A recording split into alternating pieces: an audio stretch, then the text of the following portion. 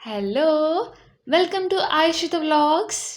ఫ్రిడ్జ్‌లో అన్నీ 1, 2 కాయగూరలున్నాయి. ఏం చేయాలి? అప్పుడు గుజ్జు గుజ్జు కూర చేసేసుకోవాలి. చేసేసుకుందామా? ఇంకా ఆలస్యం చేయకుండా రెసిపీలోకెళ్ళిపోయినట్టయితే, ఇక ఇలాగ ముందుగా నా దగ్గర మిగిలిపోయిన కాయగూరలు 1, 2 ఉంటాయి కదా! అవన్నీ తీసుకొని ఇలా అందంగా కట్ చేసి పెట్టేసుకున్నాను. ఇంక మీ దగ్గర ఏమన్నా ఉంటే అయి కూడా వేసేసుకోవచ్చు. పెద్ద ప్రాబ్లమ్ ఏం కాదు.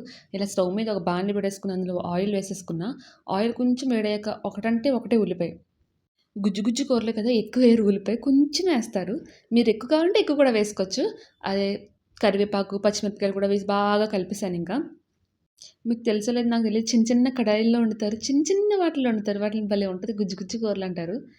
కాకపోతే నేను కొంచెం పెద్ద పెట్టుకున్నా. ఇందులో కొంచెం ఉప్పేసాను. ఆ ఉల్లిపాయలన్నీ త్వరగా మగ్గడానికి. మన ఇంట్లో వాళ్ళు చేసినట్టు ఈలోగా వేరే పని చూసుకొనొచ్చాను నేను. అంతలో చూడండి కొంచెం మాడింది కింద. అయినా పర్వాలేదు. టేస్ట్ సూపరొస్తది. నేను చేసినట్టు మీరు చేయొద్దు. నేను మర్చిపోయాను. అలాగే ఒక టొమాటో వేసి వాటిని కూడా బాగా కలిపేస్తున్నాను. అవి కూడా మగ్గడానికని చెప్పి కొంచెం మూత పెట్టా. ఈసారైతే నేను దగ్గరే ఉన్నాను. చూడండి ఇది కూడా మగ్గిపోయింది టొమాటో కూడా. అండ్ ఇంక మనకి టైమొచ్చింది. మన దగ్గర ఉన్న ఒక్కొక్కటి 2, 2 చిన్న చిన్న ముక్క కాయగూరలు అన్నీ వేసేసుకోవడం ఒకదాని తర్వాత ఒకటి ఇందులో. దప్పలం కూరంటారు. అందులో అది ఇది ఒకటే. అందులో బెల్లం అవి వేస్తారు. కానీ ఇందులో అవేం వేయట్లేదు నేను. నా దగ్గరున్న 4, 3 కాయగూరలు కలిపేసాను ఇందులో ఇంకా. అవి మగ్గడానికని చెప్పి బాగా కలిపేసి మూత పెట్టేస్తాను నేను. ఈలోగా చింతపండు నేను నానబెట్టుకున్నా. అసలే గట్టిగా ఉంది చింతపండు నానాలి కదా! చూడండి అవి బాగా మగ్గినట్టున్నాయి. నేను ఒక్కదానికే చేసుకుంటున్నాను కర్రీ. అందుకే కొంచెం చేస్తున్నాను. అది గుజ్జు గుజ్జు కూర కాబట్టి. ఇలా అయిన తర్వాత ఇందులో కారం, ఉప్పు మగ్గిన తర్వాత కారం, ఉప్పు వేసి బాగా కలిపేస్తున్నాను. కారం పచ్చి స్మెల్ అయితే పోవాలి. కొందరు కారంలోనే పసుపు ఉంటది. అది పసుపు కారం అంటారు. అది వేసుకుంటే ఇంక పసుపు ఎయక్కర్లేదు. సో, మా దాంట్లో కూడా కొంచెం పసుపు ఉంటది. కొంచెమే లైట్‌గా. నేను అందుకే ఇంక పసుపు ఎక్స్‌ట్రా యాడ్ చేయట్లా.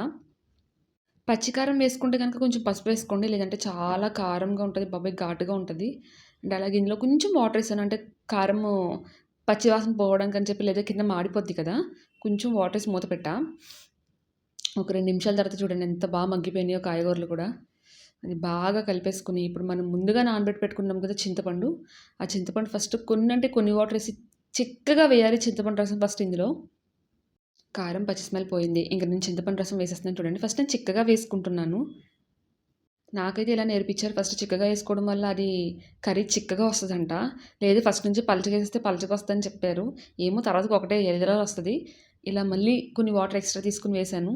అది ఇప్పుడంతా హై ఫ్లేమ్‌లో పెట్టుకుంటున్నాను. హై నుంచి మీడియం ఫ్లేమ్‌లో ఉండాలి. లో ఫ్లేమ్‌లో కాదు. ఇలా బాగా కలిపేసుకొని మూత పెట్టేసుకొని ఒక 5 నిమిషాలు పాటు బాగా దాన్ని మగ్గనివ్వాలి. ఇలా 5 నిమిషాల తర్వాత ఈ టైంలో నేను ఎందుకు ఓపెన్ చేశానంటే ఉప్పు చూసుకోవాలి. మనం వేసిన ఉప్పు టేస్ట్ సరిపోయిందా? లేదా?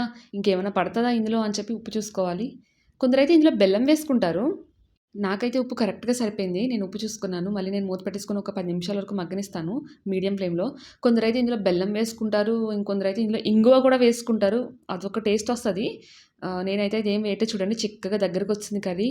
ఇంక ఈ టైంలో పక్కన పెట్టుకొని ఇలా దింపేసుకోవడం బెటర్. మరీ చిక్కగా అయిపోద్ది చల్లారే కొద్దీ. ఇప్పుడు తాలింపు కోసం నేను ఆయిల్ వేసి ఎవరికి నచ్చినట్టు వాళ్ళు తాలింపులేసుకుంటారు. ముందుగా ఇలా వెల్లుల్లిపాయలు, ఆవాలు వేసి ఆవాలు చిటపటలాడిన తర్వాత సాయి మినపప్పు వేసుకుంటారు. కానీ ఇక్కడ నాకు సాయి మినపప్పు దొరకక నేను పెసరపప్పు వేసుకుంటున్నాను.